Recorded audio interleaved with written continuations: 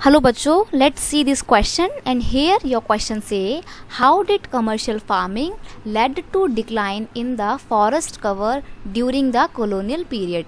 यानी कि जब इंडिया में colonial period स्टार्ट होता है उसके बाद से क्या होता है, कमर्शियल फार्मिंग स्टार्ट हो जाती है और जो कमर्शियल फार्मिंग होती है वो लगातार हमारे फॉरेस्ट को डिक्लाइन करती है, फॉरेस्ट एरिया में कमी लाती है। ये आपको इस क्वेश्चन में अच्छे से एक्सप्लेन करना है। तो यही इस क्वेश्चन का की कॉन्सेप्ट है, आपको कमर्शियल फार्मिंग के जो नुकसान बताने कि कैसे कमर्शियल फार्मिंग ने फॉरेस्ट डिक्लाइन में अपना रोल प्ले किया था। ठीक है, तो सबसे पहली बात, जब भी आपको ऐसे क्वेश्चन मिले ना तो आपको क्या करना है, सबसे पहले आपको डिफाइन करना है कि कमर्शियल फार्मिंग होता क्या है। ये आंसर लिखने का एक तरीका है, इसको मतलब इस तरीके से आंसर करके क्या कर सकते हो, आप अपने आंसर को और ज़्यादा इफेक्टिव बना सकते हो। ठीक है, तो commercial farming is a type of farming in which crop like wheat, cotton and tea are produce to fulfil market demand and make money. देखो, कमर्शियल फार्मिंग दो तरीके की फार्मिंग होती है, एक होती है कमर्शियल फार्मिंग और एक होती है कंज्यूमर फार्मिंग। कंज्यूमर फार्मिंग में आप जो खाने पीने की चीज़ें होते हैं उनका प्रोडक्शन करते हैं। कमर्शियल फार्मिंग में आप ऐसी चीज़ों का प्रोडक्शन करते हैं जिनकी मार्केट में बहुत ज़्यादा डिमांड हो सकती है और आप इन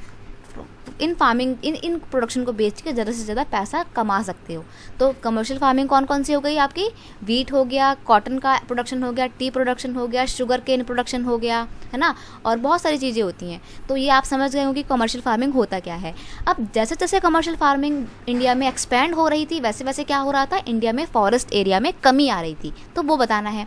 Britishers encourage commercial farming to meet demand of Europeans for their wheat, cotton, tea, sugarcane etcetera. ठीक है, लगातार जो ब्रिटेन में डिमांड हो रही थी वीट की, कॉटन की, टी की, शुगर केन की, उसको फुलफिल करने के लिए ब्रिटेन के लोगों ने इंडिया में कमर्शियल फार्मिंग को एनकरेज किया, बढ़ावा दिया। ठीक है, for their growing population and industrialisation. अब जैसे जैसे ब्रिटेन में लगातार पॉपुलेशन बढ़ रही थी, इंडस्ट्रियलाइजेशन बढ़ रहा था, तो क्या हो रहा था, इंडिया में उनकी जो है कमर्शियल फार्मिंग जो है कमर्शियल प्रोडक्शन की कमर्शियल प्रोडक्ट्स की डिमांड बढ़ती जा रही थी। अब जब कमर्शियल प्रोडक्ट्स की डिमांड बढ़ेगी तो फिर ब्रिटेन के लोग क्या करेंगे भाई, अपना लाभ, अपने प्रॉफिट को मैक्सिमाइज़ करने के लिए वही प्रोडक्शन जो है वो इंडिया में करवाएंगे।